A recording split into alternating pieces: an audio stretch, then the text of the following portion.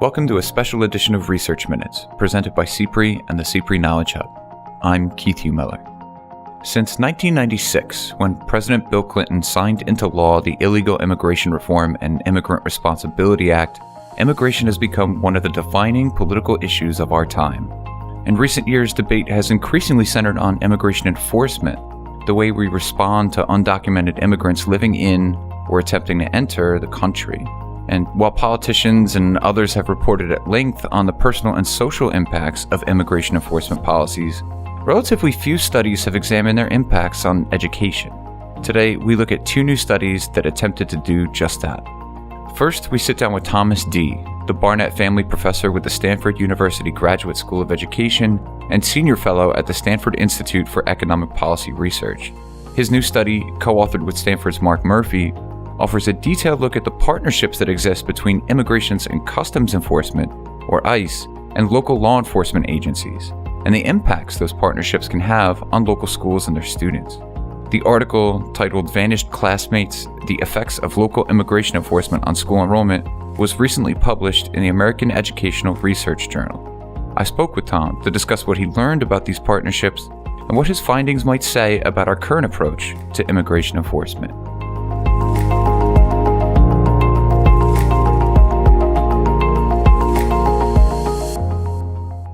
It's great to have you, Tom. Thanks, Keith. It's a pleasure to be here. To start, could you provide some context on how these partnerships have come to be and the work done by ICE in general? The genesis of these partnerships were 1996 revisions to the Federal Immigration and Nationality Act. In particular, Section 287G was introduced at that time, and that section authorizes what is now the Department of Homeland Security to form partnerships with state and local police agencies that are interested in taking up interior immigration enforcement. So specifically, the language in the statute allows Homeland Security to deputize state and local police to enforce federal immigration law. So that means identifying, processing, and detaining residents for immigration violations. There are some different models with how this has been rolled out. Some adopt what is called a jail enforcement model, where they will only try to detect immigration violations for folks who are moving through the jailhouse. Another type of model is a task force model that is much broader and basically allows police to enforce immigration law as part of their daily routine.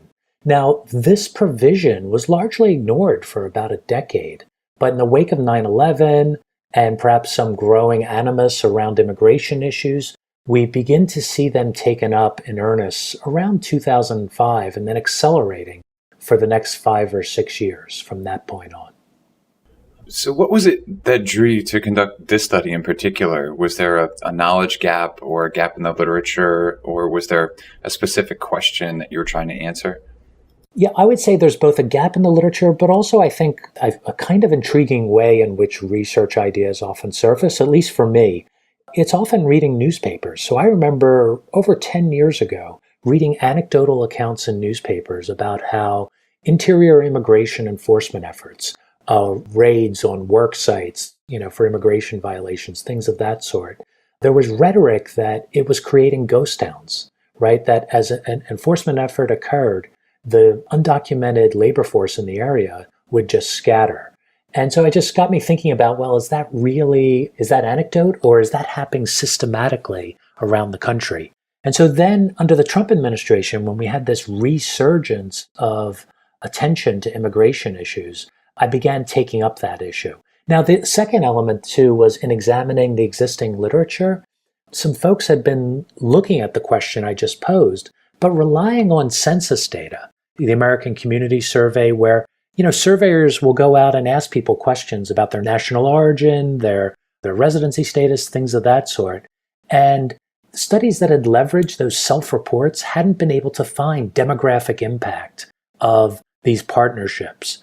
But, my concern was that those data are simply unreliable. And it occurred to me the federally collected data on school enrollment would provide a better barometer for that demographic change. So Mark Murphy and I began investigating that.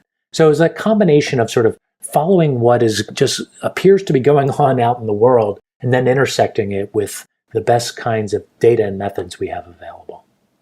And speaking of that work, you clearly put a lot of effort into the study, including relying on multiple Freedom of Information Act requests just to identify those counties where ICE partnerships have been approved. Could you walk us through your approach? Sure, and I think it's interesting to first begin with the Freedom of Information Act request, because there's kind of a subtle craft to doing this well. Mark and I submitted a FOIA request to Homeland Security to find out about their immigration enforcement efforts, but it was hard to get quite the data we wanted, and they've since become somewhat recalcitrant in responding to FOIA requests. By looking at the literature, we were able to identify some other studies that had been successful, and in particular, there were two sociologists, Matthew Hall and Jacob Rue, who had gotten information on which counties had applied for 287G partnerships during that run-up in the late aughts, and the ones that had been successful in acquiring them. So I reached out to Matthew and Jacob, and they generously provided us the fruits of their FOIA request. And they had used those data to study some of the economic impacts of 287G. We took their data and married it to the federal data on school enrollment and used that to examine the impact of the policy. And just a quick non-technical description of how we get that impact. Basically, we have data by county and year. So we see from the universe of counties where people had local police had applied for these partnerships. And so we can observe what happens in the counties that adopted the partnerships before and after those partnerships were in effect. And that's going to reflect the impact of these ICE partnerships, as well as maybe 1,000 other things that are changing over time. But we also have the contemporaneous data on places that applied for the partnerships but did not get them. And they provide, a kind of compelling counterfactual for getting at sort of the causal effect of the policy. So we could separate the effect of the policy from the effect of what else might be happening over time. Now, so there are a couple ways we try to validate that as a quick aside. Are the counties that applied but didn't get the partnerships a valid kind of control group here? Well, one way to check that is simply to say, does their Hispanic enrollment track with the treated counties similarly before the policy was adopted? If it's a good control group, it should, and we see evidence for that. And a second thing we do to try to validate this research design is we also look at the effect of the policy on non-Hispanic enrollment.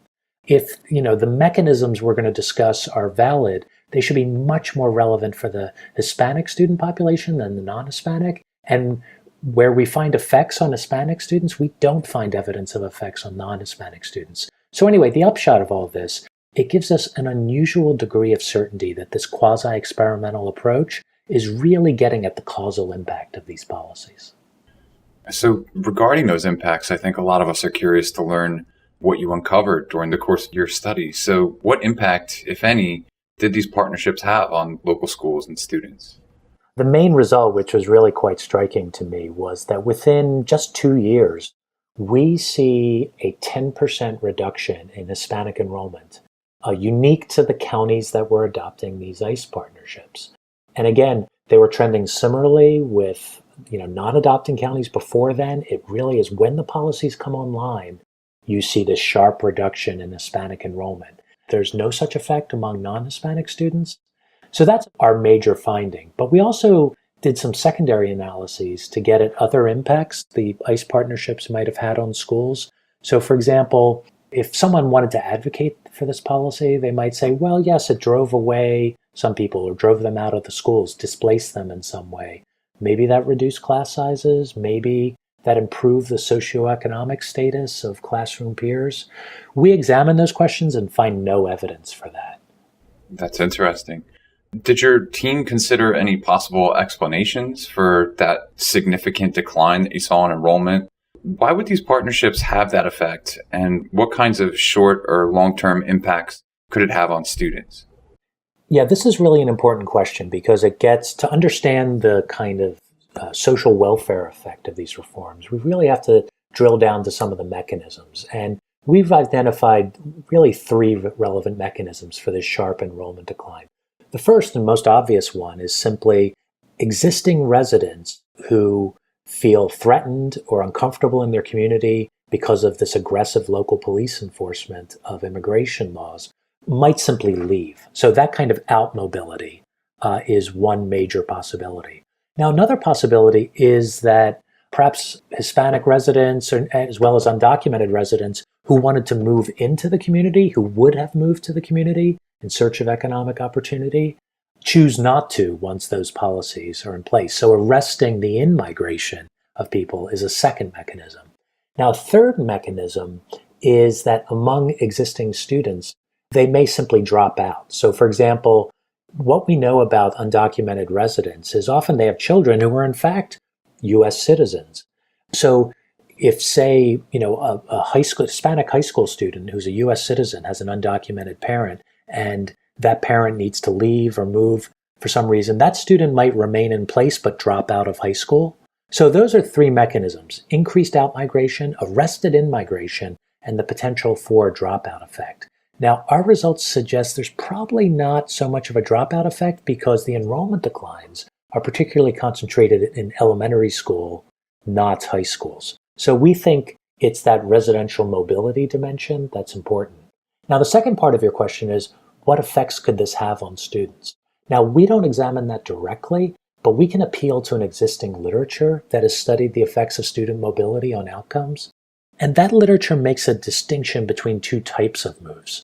There are strategic moves that a family might take in search of economic opportunity. Those are generally, there's not a particularly harmful effect of those types of moves. In fact, they might be beneficial because you're going to a place where you'll have better economic circumstances.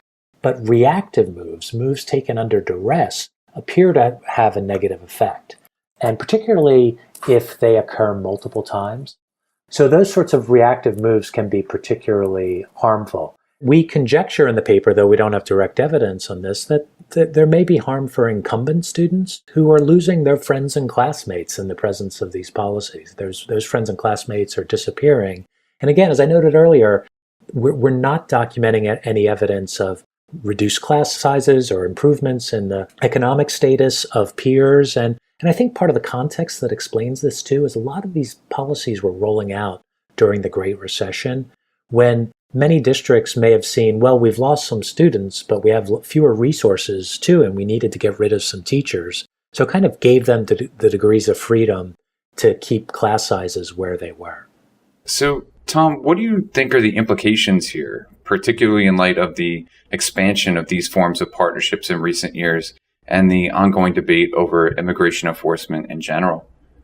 Yeah, that's a great question. And we view ourselves as providing evidence, not necessarily making policy recommendations.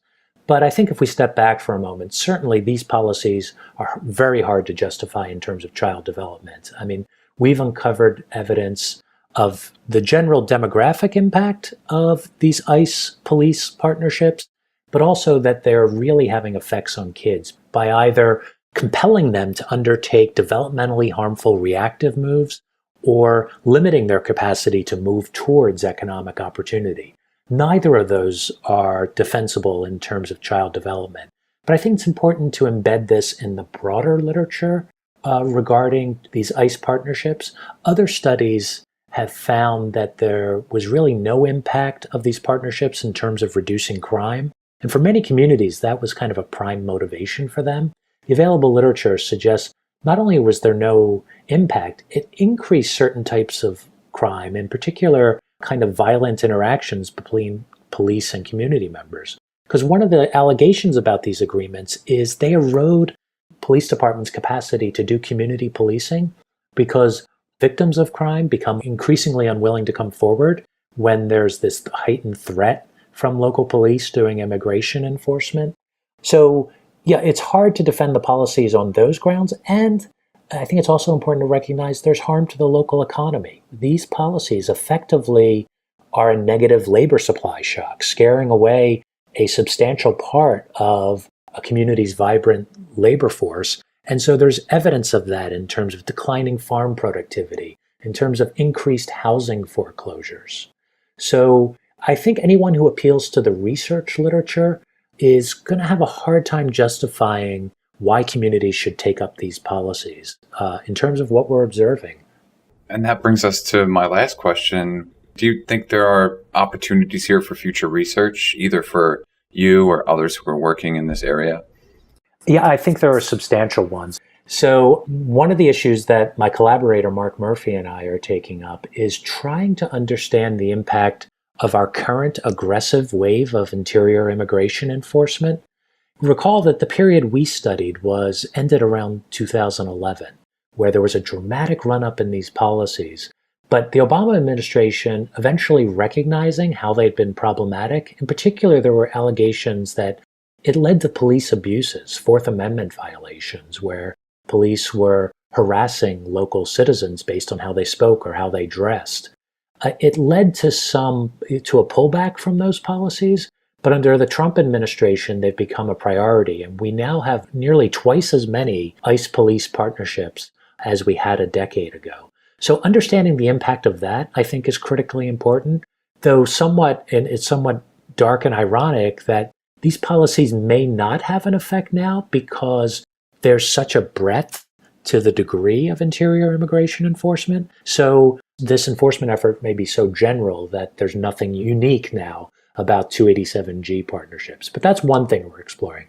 I think a second and broad area that's relevant not just to researchers, but also to policymakers and practitioners is understanding, identifying, and supporting our students who may be traumatized by these kinds of events. And that has different threads in it. Part of it is going to leverage what we know about supporting the learning trajectory, say, of English learner students. And some of it's going to involve what we know about supporting students who may be experiencing some degree of stress or even trauma.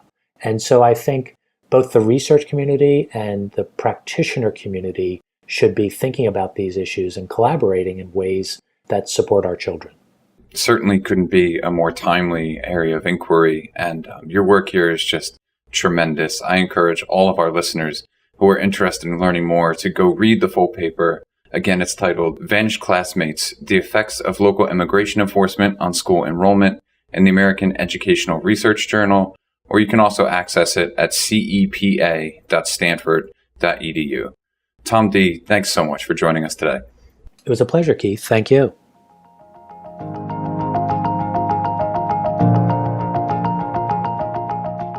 We move now from the local to the national level, and a new study examining how federal immigration enforcement policies have impacted schools across the country.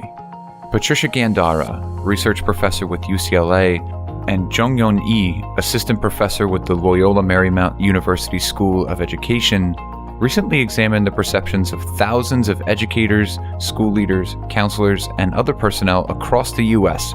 in an effort to understand how immigration policies and immigration enforcement have impacted their students. Their study, titled The Impact of Immigration Enforcement on the Nation's Schools, was recently published in the American Educational Research Journal. Both researchers work with the Civil Rights Project at UCLA, where Patricia currently serves as co-director. Jongyeon, who goes by Joy, is a research associate there. I recently had the chance to speak with them about their new study and its implications for policy, practice, and future research.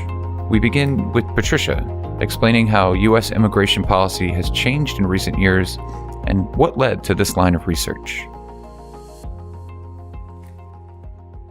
Well, for some time, actually, even before the Trump administration, we were doing a lot of deportations of families, which of course affects the children.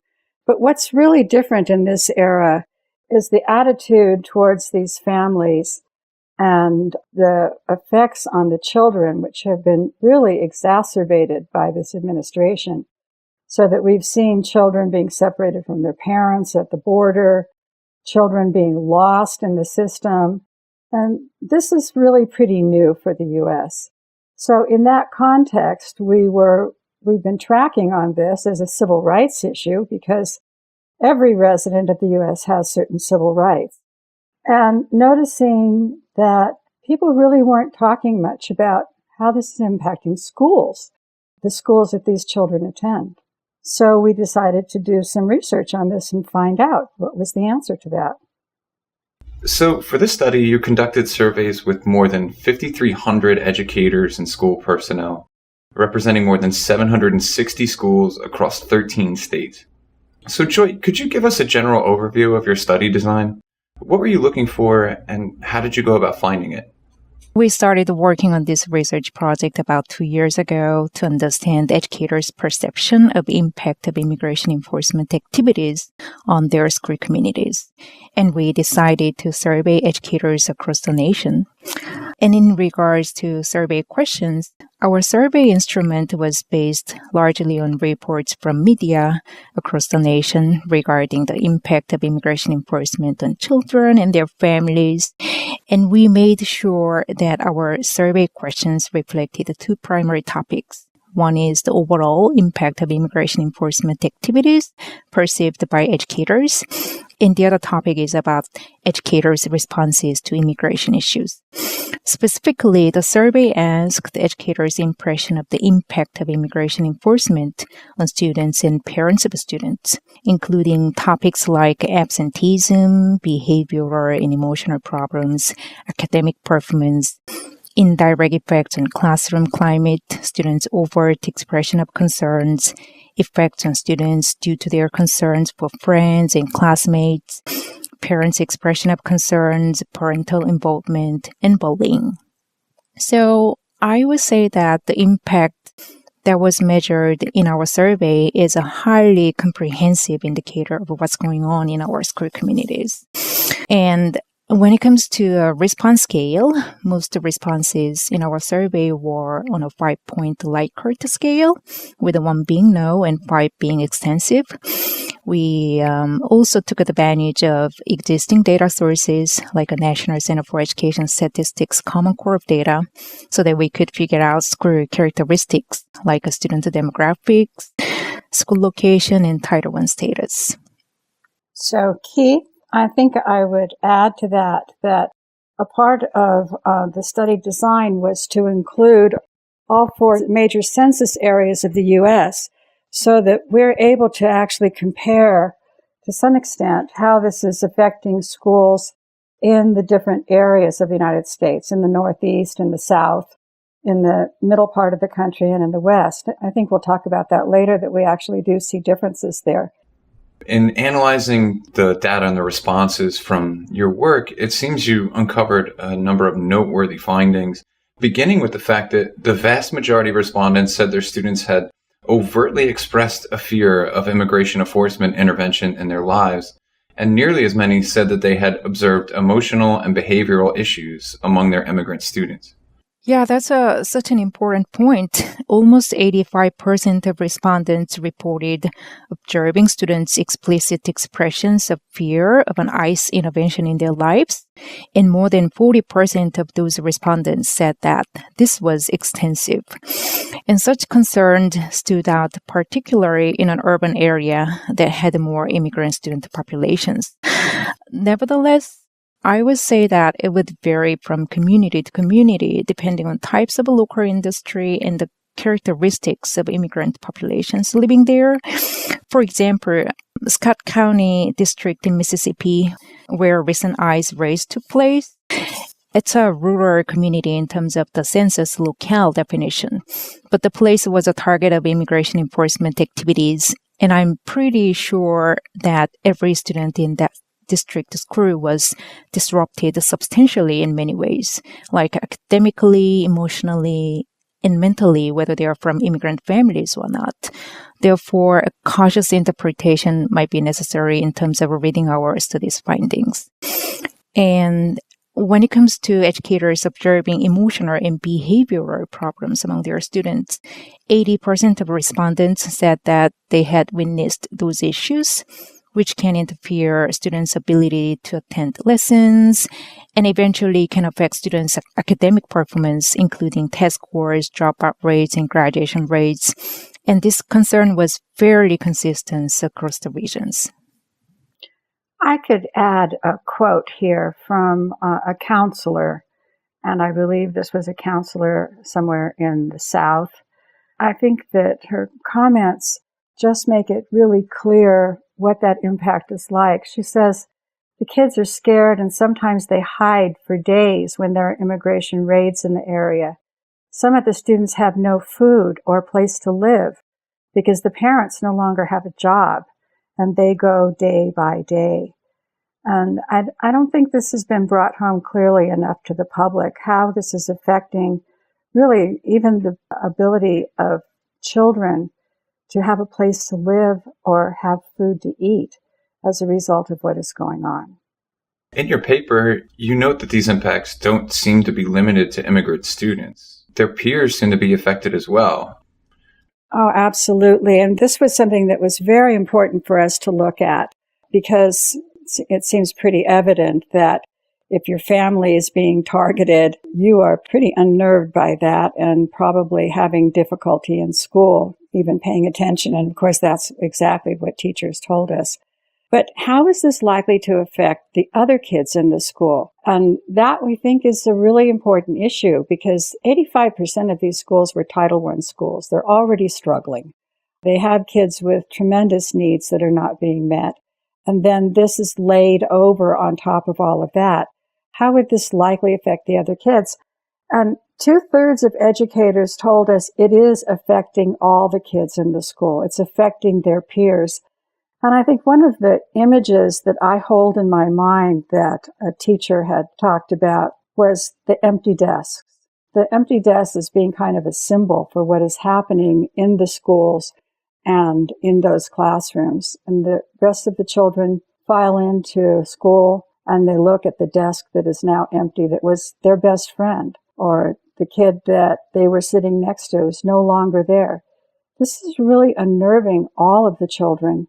And of course, when children come to school upset and crying and unable to participate, that affects instruction in the whole classroom. The teacher has to stop what the teacher is doing, the lesson that they're trying to impart, in order to deal with the socio-emotional issues that are going on in their classrooms. So we know from data here that, this is a widespread issue of affecting all kids and really all the educators in the school as well. So were your findings consistent across the regions you studied, or did responses vary depending on district location or the demographics of particular schools? Some regional variations in terms of educators' responses emerged. For example, with respect to declining academic achievement, more than 2/3 of respondents in both the Northeast and the South reported observing a drop in achievement among their students. Additionally, 2/3 of respondents from the South reported increased absenteeism to be a problem, which was the highest among all areas. We also found that more than 70% of respondents from the South reported indirect effects on students because of their concerns for their classmates and friends threatened by immigration enforcement. So these findings show that there is pervasive fear and concern in the schools we surveyed, despite some regional variations. But also like to highlight some findings that we didn't find any statistically significant differences across the regions. Like educators noticed increased behavioral and emotional problems among their students, and they also reported their students expressing concerns and fears in school. Over 80% of educators in our sample, regardless of where they are, they pointed out these as critical issues that could possibly affect students' schooling experiences. The other thing that I'd like to underscore in our study's findings is that the higher the percentage of white students in school, the more educators reported higher levels of impact of immigration enforcement, which could imply that immigrant students could be exposed to a hostile and anti-immigrant environment in that school setting. And this finding is also aligned with another study that came out in 2017, which was conducted by Dr. John Rogers and his team at UCLA. They surveyed 1,500 high school educators to investigate overall impact of the political rhetoric on high school students. And similar to our study, this study's findings show that predominantly white schools became aggressive environments for racial and religious minority students. And I believe that the findings of our study, as well as of Dr. Rogers' study, imply that President Trump's racist remarks may have given a green light to many people, including students. in expressing racial slurs to their peers from immigrant families and minority backgrounds in terms of race, ethnicity, and of course, immigration status. Just add one thing to that, and that is that we had quite a robust sample. I believe it was around 1,800 respondents in California, which of course is well known to be a sanctuary state. This did appear to have some impact on the strength of the responses of educators in the schools. Just consistently about 10% fewer people reported the negative effects on the kids. And we don't think that is because it was any less virulent here in California. But the fact that the schools had named themselves sanctuaries and that the state had named itself a sanctuary state, we think, I think this is worthy of more investigation, but we think maybe helping to some extent downplay the really egregious effects on the children. We touched on this a little bit already, but I would be curious to know what you think the implications of this study are, particularly in light of the more recent shifts in federal immigration policy we've seen here in the U.S. But before we do that, Joy, are there any limitations or caveats that we should be aware of? Well, when it comes to limitations of this study, I think we should address our data collection process a little bit, which might have shaped our data in an important way. The way we designed this study deliberately tried to cover the 4 regions of the country: West, Midwest, South, and Northeast, as Patricia explained earlier. Then we started contacting school districts in each region using our human network, and educators who did need this kind of research, including those who work in school or school district. They also helped us get other school districts by connecting us through their networks. So we literally knocked the door of many school districts, asking if they could participate in this study. And of course, not all school districts couldn't join this study for bureaucratic reasons or lack of interest, etc. And throughout this process, those who wanted to get their voices heard tended to participate in our study more. And we have a slightly larger number of educators from the South and the West compared to the Midwest and the Northeast. Also, the way we chose schools in a school district was a very bilateral process than we anticipated. We originally created a list of schools for each school district to distribute the survey using our sampling method and gave the list to the district before making the final decision. However, some districts recommended that we contact particular schools where there were more immigrant students or English language learners around. Consequently, about half of the district used our suggested sampling, and about half chose to sample from the schools that they thought would be of greatest interest.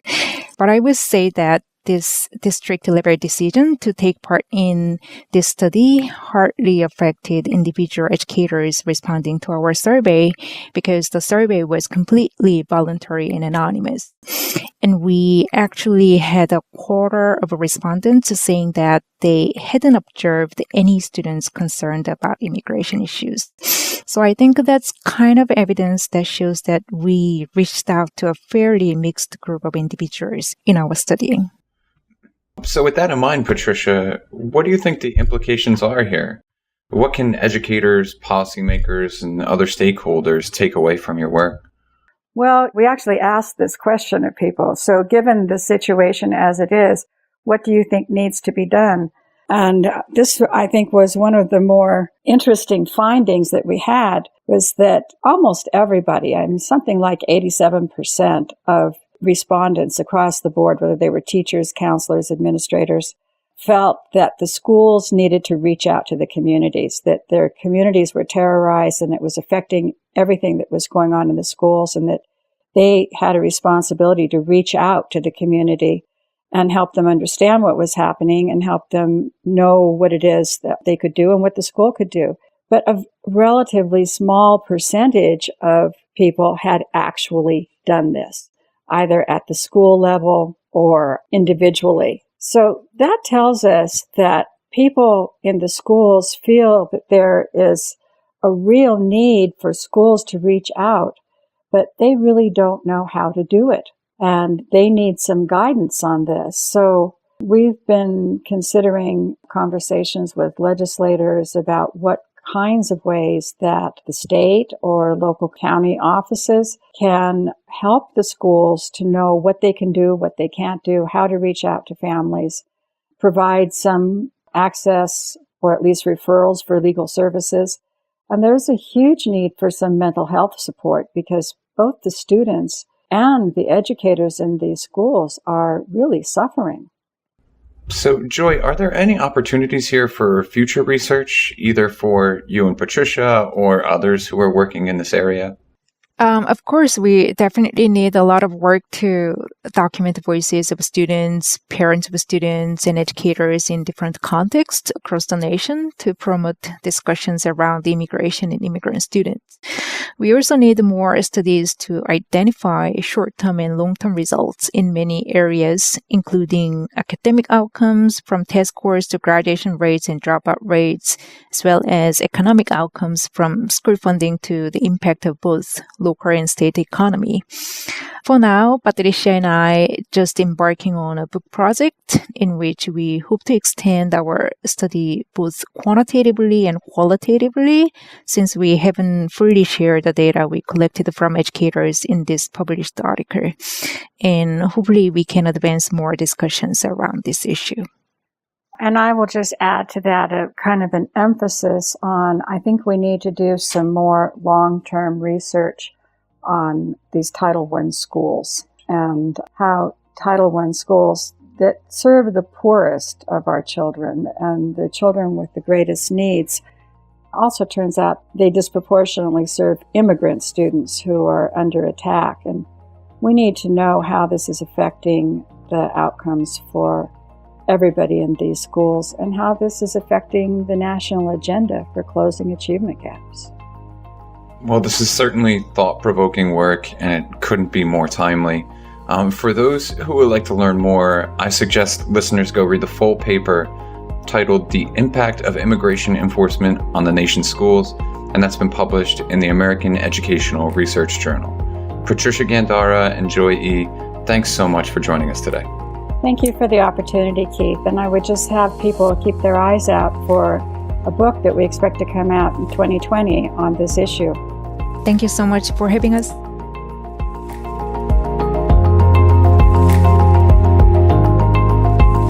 Thanks for listening to this week's Research Minutes, presented by the CPRE Knowledge Hub. For more episodes of this podcast, or to subscribe to the series, visit us at cprehub.org. That's cprehub.org. To share thoughts on today's episode, or to suggest future topics, follow us on Twitter at CPREHub.